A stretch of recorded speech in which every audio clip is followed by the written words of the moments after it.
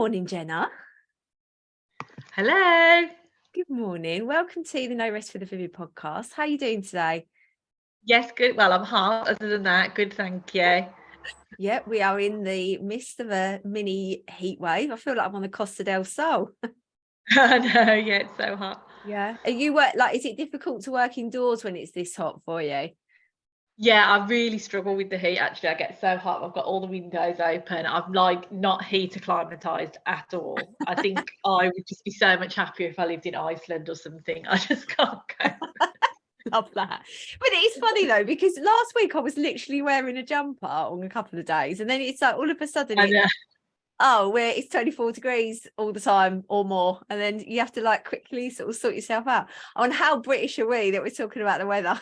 I know already, yeah. But no, welcome to the podcast. I've got you on because I've learned about you and I've spoken to you about PR, and I know you are a PR expert and know your stuff. I'm also part of your free Facebook group, which we'll add into the link in the show notes. We can get you people in there. So for people that don't know who you are, what's your name? Where'd you come from? Hi everyone, I'm Jenna. I live, where I actually come from, I live by Stratford-upon-Avon, so I live here in Warwickshire, and I'm a PR, so I help businesses that want to get in the media and just shout about their brand, really. Amazing. How did you get into all of that? Like, what's the business So, love story? yeah, there's a sort of a longish story. I'll try and Tell us, condense we love it. it. We love the long stories. I get comfy, so I can sit and absorb it all. So I used to be a teacher sort of many years ago, and just after I got married, so this was about 10 years ago now, I moved abroad to China to teach in China. Wow. And when I was quite suddenly taken ill in China, and I was diagnosed with Crohn's disease. Oh, no.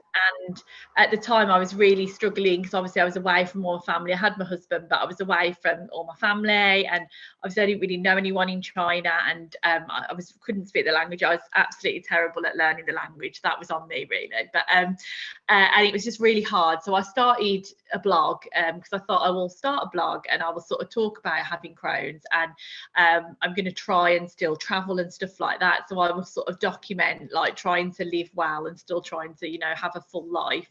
And I stopped in China for a couple more years. And then when I came home, my blog had grown a little bit because there wasn't really, unsurprisingly, there wasn't many people talking about Crohn's disease on the internet because it's not the sexiest of topics for a blog. No. So it had grown a bit, and so there wasn't really anyone else talking about it. I was gluten-free at this point, and obviously gluten-free is everywhere now, but in 2015 it was nowhere. Yeah. So there wasn't that many people talking about it. So I didn't want to go back to teaching because it was really incompatible with a chronic illness. Abroad it wasn't, but in England, it was, with all the extra targets and all of that. So so I thought I had a plan, and my plan was that I'd already got this blog, I'd already got this audience, so I was going to become a nutritionist, and I was going to once I'd done my qualification and I was ready to go, I was like, I'm going to just maybe like reach out to magazines. I didn't even think this was PR then, but I was like, what if I just, asked to write for a magazine, or I asked to do this and this. And because, again, there was not that many people talking about it, I suddenly started to write for all these different publications. And after a few months, I realised that I didn't actually want to be a nutritionist. I still love to learn about it, and I love to talk about it and write about it, but I didn't actually want to, practice. I didn't want to actually do that sort of thing. It just wasn't what I actually wanted to do. So I started to think, what if I didn't get PR for the business? What if it was just my job? What if I was just writing and getting paid for it rather than writing and getting this publicity? Because at that time I'd got like nothing to promote. So that's what I did. I left teaching. I left that idea of working in nutrition.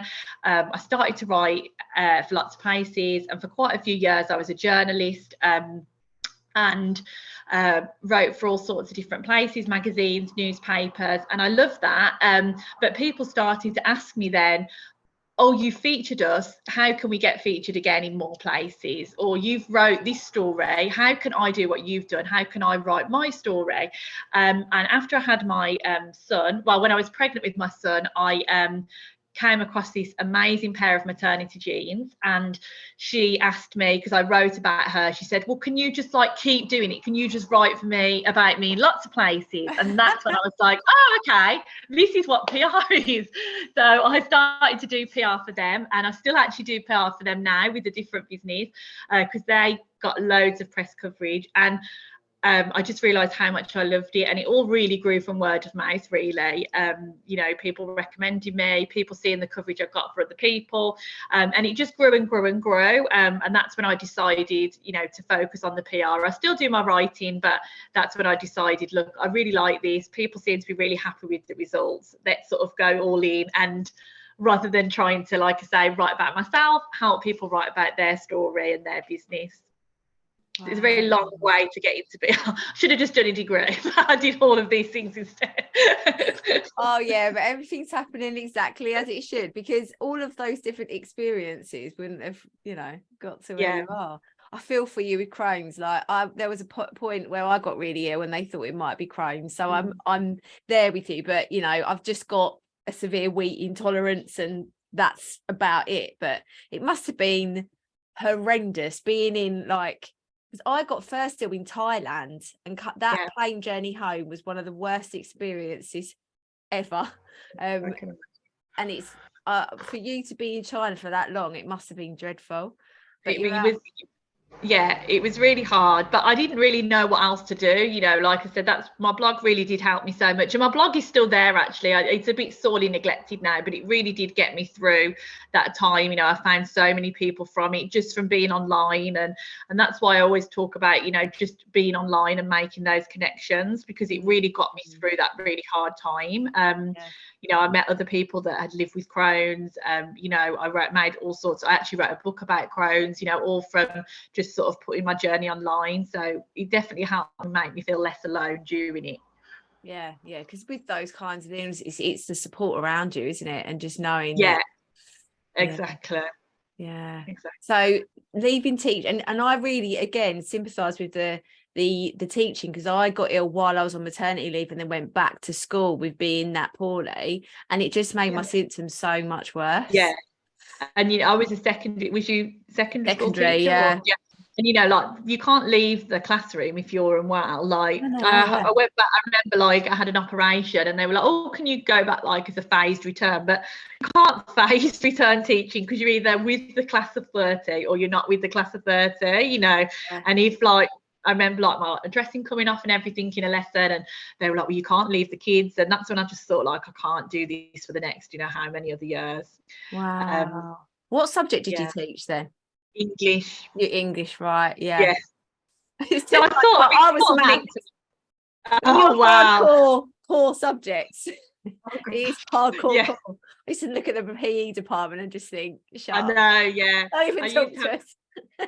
I used to have friends that were PE teachers, and I'm like, it's really not that hard to discipline. Well, because they're running away from you, like if they're running and they're jumping. Yeah. I mean, I'm okay with my 4-year-old when he's running and jumping. It's like, when I want to sit him down. You'll be like, oh, what marking are you doing? You're literally doing the core PE in the afternoon on a Friday. Like if they got core PE on a Friday afternoon, you'd be like, and that was their teaching year 7. You think you literally are doing nothing, giving them a ball and just letting them go. But no, all respect to PE, any teacher, it's still really hard work. But I think you had to do like a stint. And there are a few, like my sister's just become a head teacher in a primary school. I'm so proud of her, and I think you are an absolute legend for doing that, because she's been in teaching now 15, 16 years. Absolute legend for that. But I did, was it 9 or 10? And that was it. I was like, I can't do anymore. Like, and I suppose then it's then growing your business. I don't know. Would you think you would have left teaching if you didn't have these other? No, I don't. You might not have had a choice, the sort of thing, I suppose, if you were poorly. No, I don't think I would have, because I think it gave me a real, like, purpose of what to write about, and it really gave me like I say, not that many people were writing about those things. So it really gave me like an in into the industry that I don't think I would have had otherwise. So do you think that like those experiences I suppose give you an edge of how to storytell and jazz up the most unsexy things? It gave me so much experience. Like I've written about it in so many different ways, because before I got into PR, pretty much I had to write about most of my like writing jobs were about Crohn's. So I used to think, right, okay, let's do a first person story, right, let's do a 10 tips, let's do a, like, to keep constantly like sort of thinking about what other things can I put out there. So now I think it has helped, because when a business comes and like, okay, I've got no new story ideas, I'm like, well, let's think of this, let's think of that. Yeah. And so PR, it's like I am so new to the world. I know we've chatted and hopefully you'll be doing some for me.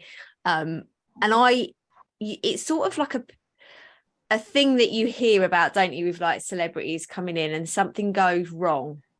And at the moment, I'm just thinking, I was talking about this the other day because of like what's going on with this morning. And, you know, we don't have to share any opinions about it, but it's happening. And I just think there must have been this PR team of like 20 people that just went like zoomed in to go, okay, this right, is the plan. What are you going to say? No, I don't do any of that. Like if you've got a crisis, you're on your own, but if you're in a magazine. But I think that's the idea. I think a lot of people feel, or they see PR as a business owner, and I don't like using the word small business owner, even though technically we're actually basically, most of the people that listen to this podcast, we're micro business owners. But those kinds of people that are working on their own, or they might have a couple of staff or something, or even just up to 10, and you still don't think that PR is something for you. It's for like that celebrity side. But what I've learned recently is it's not that at all. It's like PR is basically for anybody, isn't it? I think almost everybody leaves PR sort of too late, really, because they think like, you know, I'll wait. And especially with product businesses in particular, because they just think, well, you know, like I'll wait until I've got the best photos, or I'll wait until we've sold this many units. And I was talking about this in my Facebook group, saying that honestly, with the product business in particular, you know, the best time to start PR is when it is brand new, because everyone wants to cover something first. They want to cover something that's brand new. There are so many publications that have, you know, like new in, what to buy this month, what's on the shelves. But, you know, I've had people with product-based businesses come to me, and we've still got really great PR, but it would have been so much easier if they had come, you know, when something was just launched, because there's so much buzz about it anyway. So yeah, I've never actually had anyone that has come to me and done PR sort of too early. Almost everyone waits until, you know, they feel like legitimate almost to do so, which is just not true at all. So you think that's what like holds people back, just feeling like they've got to be a certain level? I think feeling like they have to be a certain level. I still think there's a lot of like barriers to PR. So I think a lot of people assume that, like, you know, that everyone has PR from agencies that are in London, you know, it's £5,000 a month. And there are all of those agencies as well. But like, there is nothing stopping you tomorrow from sending an email to a journalist. Like, there's no password, there's no like, you know, like there's no special code. The reason the PR are getting results is because they're just putting themselves out there for their clients every single day. Like, that's the only difference. Obviously they've got their contacts, they've got their experience, they've got the time. But I remember actually when I just left teaching, I went to an event, I can't remember what it was now, and I bumped into this girl, and she must have been, I think she's like 20, so I was like in my 30, maybe like 30 at the time, and she said that she was writing for The Independent, and like really naively I was like, oh, did someone get you a job there? Because like, I'm from Birmingham, and I just assume like everyone in the media world, well, a lot of them are from London, they have all these connections, they're really middle class, their father owns, and you know, and there is a lot of things like that in journalism. So I was really like curious how someone like 10 years younger was writing for this amazing publication, and I'd assumed, or you know, that she'd got the money to do an internship for 3 months for free, which, you know, I hadn't got. And she said, oh no, I just sent them an email. So on the train home from this email, I was like, I'm sending them an email. You know, she was really lovely, it's nothing against her. But I was like, she'd just gone, no, I just sent them an email. So then I just sent them an email on the way home with an idea. And then they got back to me and said, oh yeah, that sounds a good idea, can you write it for this? And my mind was just like blown, because I'd really like hyped myself up. I'd been googling like, what should you say in the email? And so I just sent them an email and said, look, I've got this idea. And that was really the start of my writing career in lots of ways, because once you've got one thing, it just sort of snowballs like anything. But she'd literally just sent them an email, and I say that to people all the time. And when I got someone in Forbes, Charlie. Charlie Bates, so been on the podcast. Yes, so when I got Charlie Day in Forbes, my inbox was so full of messages like, how did you do that? Who did you know? But I mean, I'm not saying getting in Forbes is easy, but like, I found the journalist and I sent them an email. Like really, that's all it comes down to. Like, I didn't know the journalist, we're not best friends. I don't have any like secret connections at Forbes. Now, of course, it does take, what does take the expert a little bit is, knowing what to put in the email, knowing how to make your email stand out amongst all those other people. So I do get that, knowing the right person to contact, knowing how your client fits into XY publication. But the actual getting the opportunities, like, anyone can send the email. Sorry, I think there's a train going past. Is that loud? No, you're all good. Zoom is a wonderful thing. It will cancel it all out. Amazing. Yeah, so it's literally, that's what I think people just assume, that it is not accessible to them, was the point of that story. And I used to think that as well. But the age that we're in at the moment, there is so many ways to connect with journalists. I talk about Twitter a lot. There is journalists on there every day using the journo request hashtag. Like, literally, you can connect with them from your phone.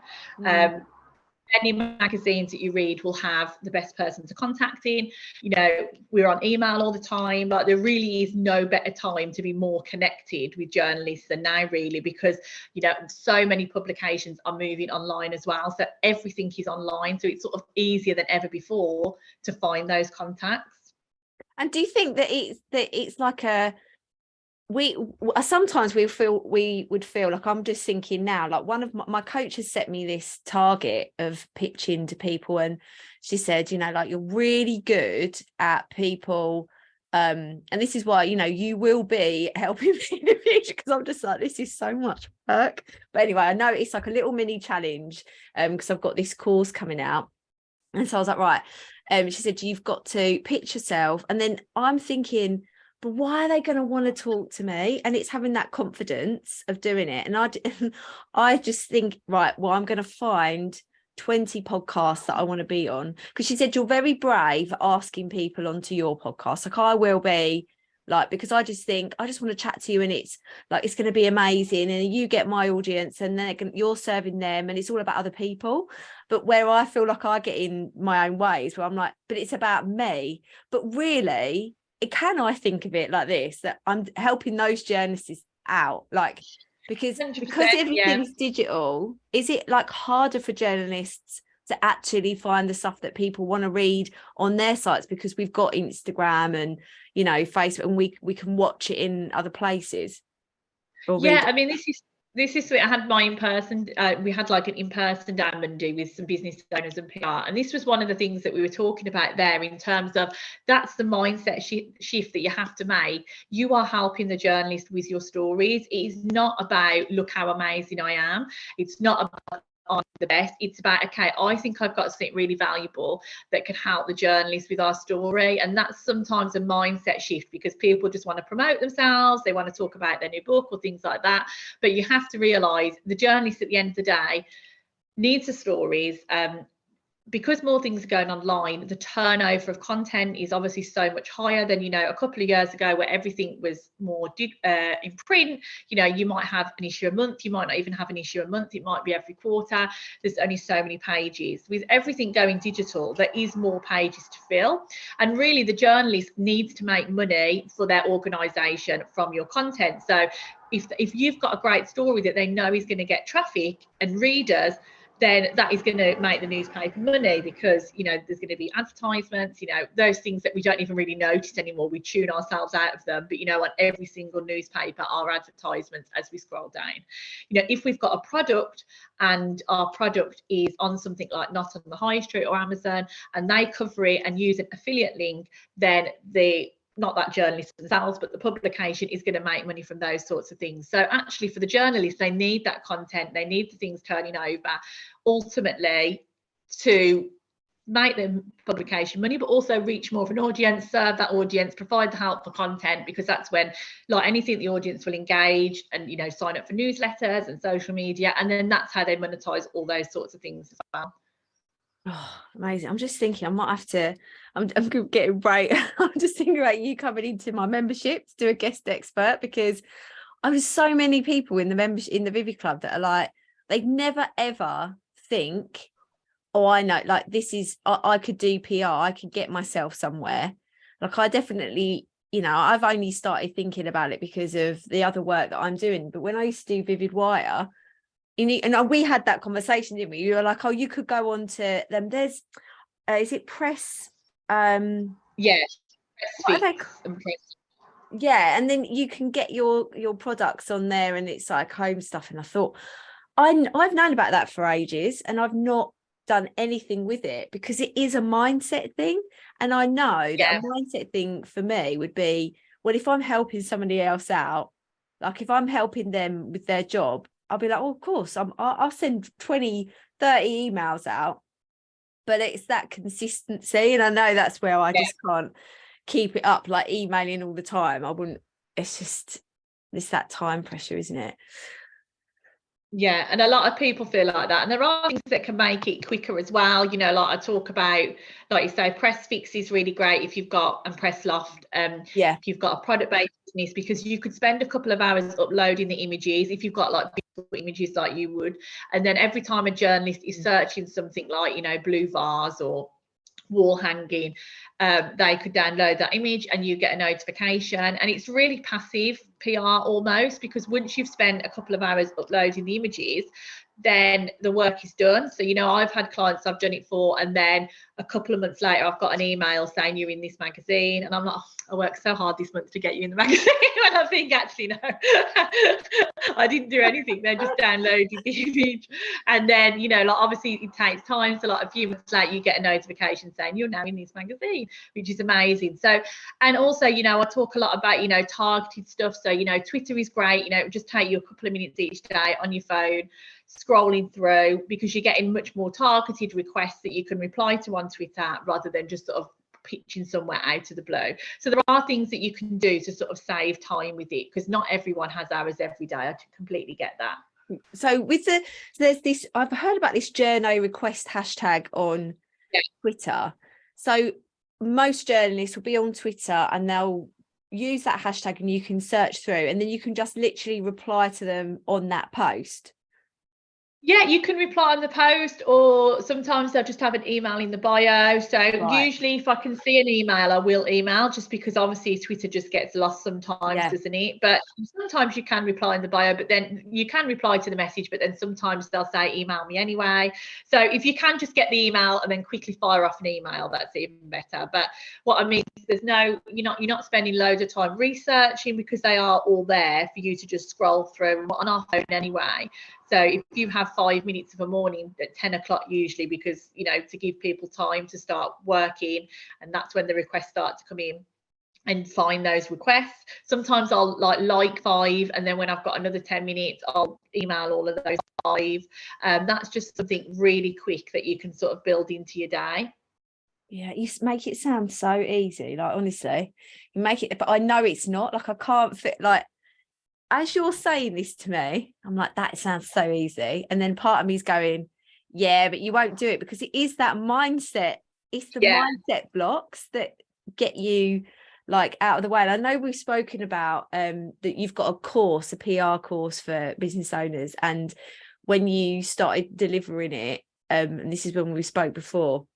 Yeah. Like, oh, you know, it's going to be so, I'm going to teach them how to email, and then, but the people weren't always emailing. Oh, yes, 100%. And it's a mindset for me, shift as well, because, you know, I sort of saw myself the results that you could get, and obviously I'm still on the other side of it. I still write for publications like Happaful and things like that, so I still get a lot of press releases each day.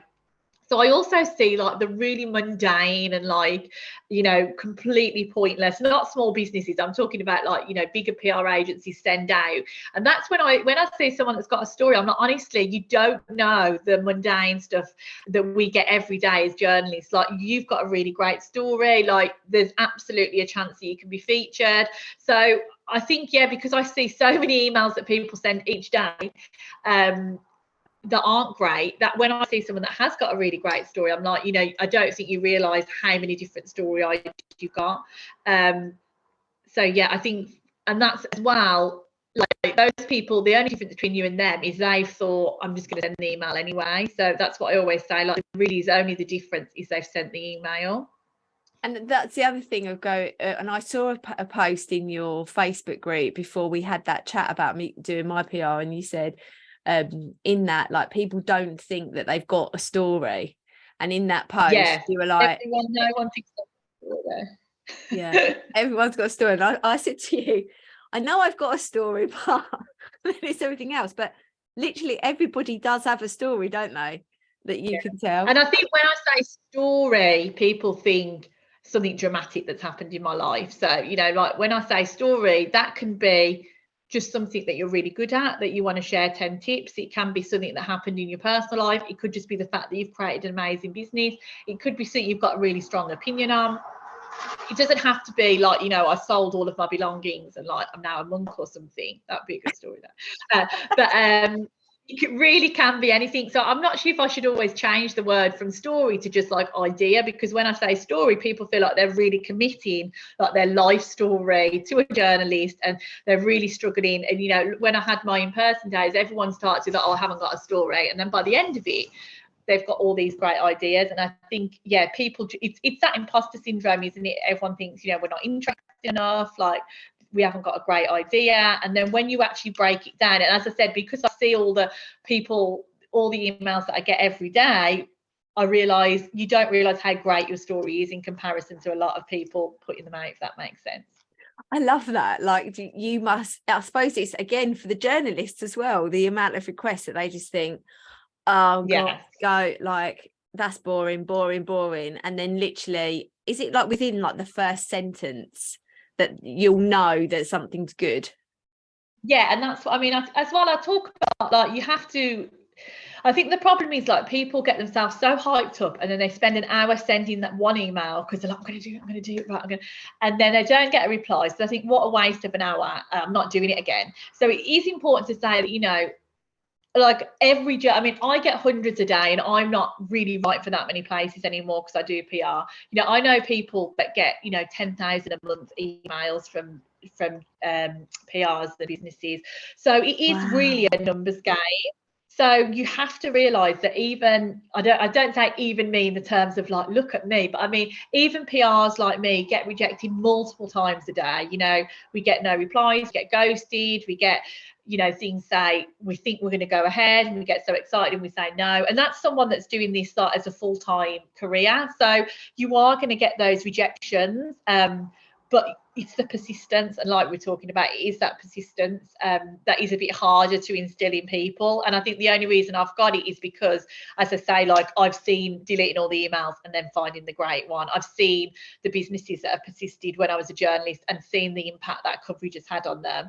And also, obviously, I've seen myself when I've persisted for the clients and things. But it can get really, and that's why I think you're better off almost just sending a reply. If you're committed to like doing like 5 pictures a day, but being like, I'm literally just going to spend 1 or 2 minutes on this.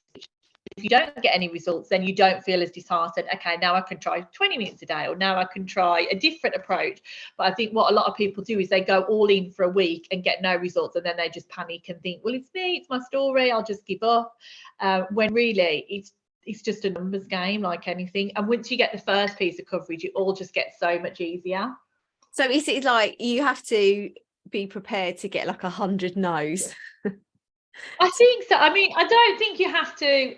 It really depends. I do think it's worth, like, things I talk about a lot is, it is worth just actually researching a little bit, like having a look at the magazine and what they cover. Like, you might, like, everyone wants to be in Vogue, but actually, is your audience in Vogue, or do they actually cover what you're talking about? Like, if you're a menopause expert, is Cosmopolitan the right place to pitch? Like, probably not, the age difference. So I think, you know, part of it is that as well. It is spending a little bit of time ahead. You know, because I was a writer first, and from a young age I love to read, I would consume, you know, magazines. So I felt like I could say really well, oh God, that is not for that magazine. But I think a lot of people, we just don't read as much now. So I think, you know, if you can actually, you know, if you want to be in Grazia, then you need to look at Grazia and say, okay, what section would this go in? You know, do they take first person stories? Do they have a column? Who's the right person? And that's where spending a little bit of time can be really helpful, because if you're targeting it, I'd rather you spend, like, you know, send one targeted email a day than like 10 completely random emails a day. Because if you just take a little bit of time and in that email personalize it to, you know, I love the article that you wrote last month, or I know that every month you feature X, Y, and Z, and I'm perfect for this because that can really increase your chances as well. It's like anything. It's like being strategic, isn't it? It's like, you know, if you're trying to find more clients for your business, you wouldn't just randomly, you know, message 100 people. You'd probably think, okay, you know, where is my audience hanging out? You know, what are they interested in? Who do I already know? And that's pretty much the same, you know, as journalism as well, doing that research rather than just sort of randomly sending emails out. Yeah. So I was thinking, like, in my head for research, it's like, this is a business expense, but going into Tesco and just going, what are the magazines out there? Like, for me, I'm probably my ideal client, but version of me like 3 or 4 years ago. So I would look and think, like, what would I be drawn to reading? It probably wouldn't be, like, just off the top of it, it wouldn't be like a craft magazine, because I'm not going to want to do anything. I want to be inspired. So magazines that have inspiration in them, and just because I don't even know, like you said about Grazia, like I don't even know any magazines now. I wouldn't even know. Well, that's what I use. I would say an app called Readily, or maybe you pronounce it Readly. I'm never sure if you heard of that. So it's like $9.99 a month, and you can just read any magazine on your iPad and any newspaper. So, and it's got a search function. It's really great. I actually use it. I know PRs that use all these fancy tools. With my clients, I use that search function to check the coverage, because if I search your name and you've been featured in a magazine, it will come up. So it's brilliant for that, but it's also really great for just finding publications. So, you know, like, you know, if I, you know, I'm just working with somebody, let's say that they're in the menopause space. If I search menopause, then I'm going to get magazines at the title, but also articles in other magazines, because sometimes we don't realize, like, for example, you've got a fashion brand, so you think, right, I'm just going to go for the fashion magazines, but every magazine has like a fashion page and new style tips. So but unless you're sort of looking at those publications, so that's really good, because you can just skim through them and you can get a sense of who writes for what. Yeah, so that would be my top tip, really. Rather than buying lots of magazines, use that app, and you can just flick through lots of magazines in different topics using the search function, and you can quickly see, okay, where you might fit.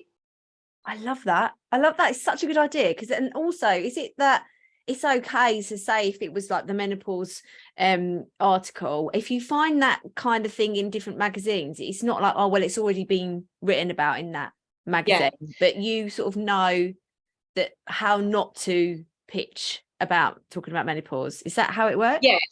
So I mean, you can use like the common sense. So like, so for example, like Platinum magazine is for the over 50s, so they're going to talk about menopause like most months, so that's absolutely fine. If like Grazia have just done like an in-depth feature on perimenopause in people in their 30s, then maybe I wouldn't necessarily go straight in with them, because that's sort of a rarity. So, but if you're noticing, like in Platinum magazine, that they're talking about menopause every month, but they've never talked about menopause in the workplace, or they've never talked about menopause with women of different backgrounds, then you can say, look, I know you often talk about this, but I've got a new angle to it, sort of thing.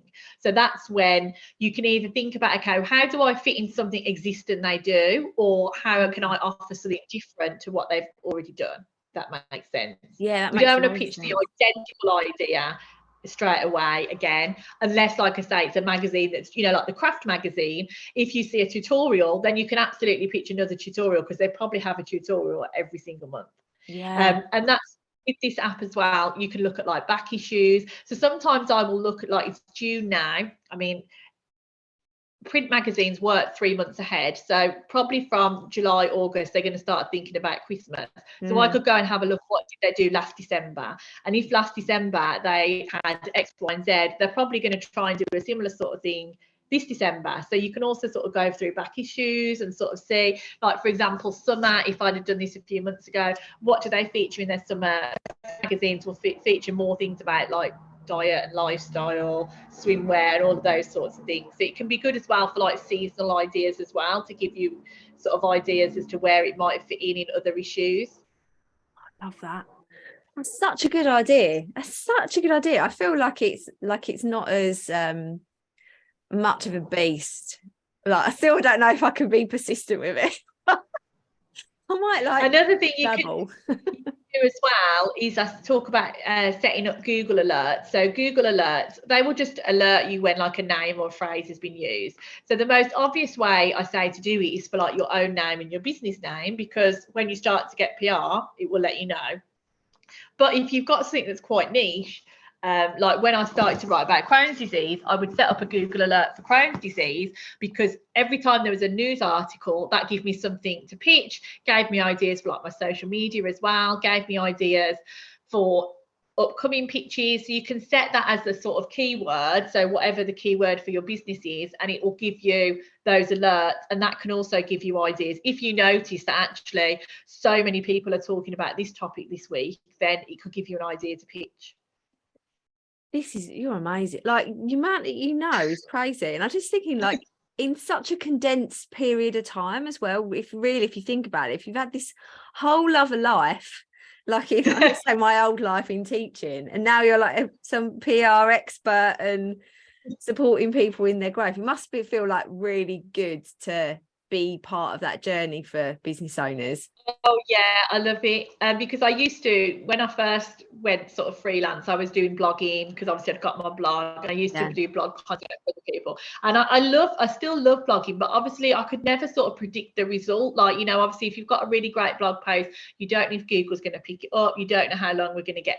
So we didn't sort of get those instant sort of successes. But, you know, with PR, when we get that piece of coverage and I can see, you know, people saying like sales have picked up, or, you know, like I've had one within an hour, they've got like 100 new orders. It's just so rewarding, because it's just amazing to see the, you know, and also just to see as well, it's not even just about the sales. Like, you can see that people talking about Charlie at the start, we had this really great thing where she was in Metro, and someone, I screenshotted it, and I was like, I must do a post about this. And she was not sure to buy, I think it was one to many at the time, you know, Lisa Johnson thing, through Charlie's referral, because she's obviously a partner for it. And then she got home and she was on the fence, and then her husband had brought Metro home, and like Charlie's face was, you know, on it.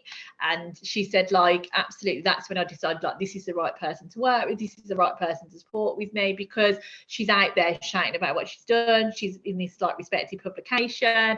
And she said it more condensed than that and more articulate, but I screenshotted it, and I thought that is such a perfect thing of PR, because people don't realize the subtle things that, you know, go on in our head. And I remember when I had my son, who's like 4 now, you know, when I didn't know what to buy for him when he was really young, if someone said, oh, this has been in Mother and Baby, or this is in the Independent, oh, that must be good then. And it's more complicated than that, but I think there's that real trust and that real like respect level of getting that coverage that works more subtly than like, I must buy it now, but just sort of gives them that authority. And that's what I love to see, people just getting themselves out there and becoming like that person from PR. Yeah.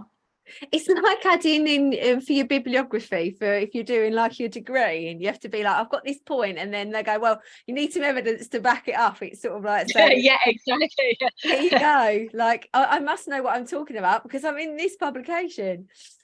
And I've had businesses as well, like, you know, when they're getting investors, they find it so much easier because they've got all of these online credentials. So it's really fascinating actually how, you know, when I first started, I was like, oh, you know, will you make 10 more sales that day? And then I learned more about, actually it's about so many more things as well. Wow. Oh, you blow my mind. I do feel like it's just it's for everybody, and I think that is the mindset there's only one people I would say it's not for, actually. It's not for you if you have an audience where you are trying to get teenagers to buy, not parents of teenagers, not like tutoring, that's fine, because there are no teenage magazines. So if somebody came to me and said, like, I don't know what teenagers even buy, hair mascara, maybe not. Yeah. I've got this hair mascara. Do you remember those? I don't think they use hair. Contouring kit, maybe. I've got a contouring kit. It's for 15-year-olds. I'm not interested in the parents. It's for pocket money. You know, there's no Shape magazine. There's no Sugar magazine. There's no Mies, if you remember that. There isn't any magazine. So I would just say don't spend on PR. Go on TikTok. Because no there isn't any magazines anymore. I think Shape magazine went really recently. Maybe there's one I've not heard of, but I know that Shape went, and they're just not reading. You know, when I used to be a secondary school teacher as well, they're just not reading magazines and newspapers. So if someone said, like, okay, I'm not interested, like I say, it's different if you're doing, like, you know, parties for them because parents are paying, or like tutoring for them. But if you're actually targeting the kids themselves with their pocket money, it's just not worth it, because there's just nowhere to get featured. They're missing out on all those quizzes of compatibility. I know. I was having another conversation with someone else, like, how will they know who their ideal boyfriend is, like, without their magazine telling them? Oh my God, I swear I've got some of these magazines like where I've put on, like, compare myself with a boy and just being like, oh, well, what star sign? And I've kept like the Gemini and Sagittarius work really well together, and it's like, is your love hot when you're like 14? Yeah. They're not going to know any of these. Oh, the poor people. I feel so bad for them. Oh God, they were the light. And Smash Hits posters. Oh, anyway. Yeah, exactly. What's going to go on their wall? Like, literally. On their walls, like, literally. I remember having a picture of Ronan Keating. Now he does Magic Radio in the mornings. I literally listen to Magic Radio just because I used to love Ronan Keating so much, and I'd have his poster. And what do they do? I suppose there must be Harry Styles posters somewhere. That's who everyone loves, isn't it? But oh, they're the days. Anyway, it was lovely speaking to you. Before I forget, I didn't say this before. We've got to do a fake goodbye, and then we're going to do a real goodbye when I stop recording. I forget sometimes to tell people, then I just leave it in. But I ask all my guests the same question about, what do you wish you knew now that what do you know now that you wish you'd known 10 years ago? I think I wish I'd known that, like, as I said, there isn't as many barriers, and there isn't as many the things that are holding you back as you think. So obviously, you know, when I was a teacher, I used to think, you know, there's no way I could work in the media. Like, I don't know anyone. You know, I'm from Birmingham. I don't sound and look the way many journalists do. And I just wish I could tell myself that actually there are still doors open, and there is still ways to find the career that you love. If you just sort of put yourself out there and step away. You know, I really struggled for a long time to step away from, like, employment. And now I think, why did you ever work for anyone else? Like, you clearly was not good at working for anyone else. So stop forcing it for 10 years. Just work for yourself. Like, you are not made to work for a boss. Just work for yourself. You'll be much happier. I tried to do work for myself way before I was a teacher. And then and I stopped, and I shouldn't have, but then again, I wouldn't have learned what I've done. And I know that and the same as you, like, we know how to deliver courses. I was looking at Bloom's taxonomy this morning when I was working on my new glow up course, and thinking, right, I need these sessions because, like, Bloom's and knowing, like, the progress of learning, I'm putting it all in there, because these lessons are, you know, at least you know you can deliver something and they're actually going to learn when we're sending a course. But yeah, it's all lessons, isn't it? But no, that has been amazing today. Thank you so much, Jenna. I really really appreciate it. Where can people find you? So I'm on Instagram at Jenna Farmer PR, and I've got, the dog's barking, I'll move to try and and then I've got a Facebook group which is Get Your Business in the Media with Jenna Farmer. Amazing. I'll put all of the links into the show notes. But thank you so much for coming. And it's been lovely having you. Thanks, right, say goodbye now. See you later.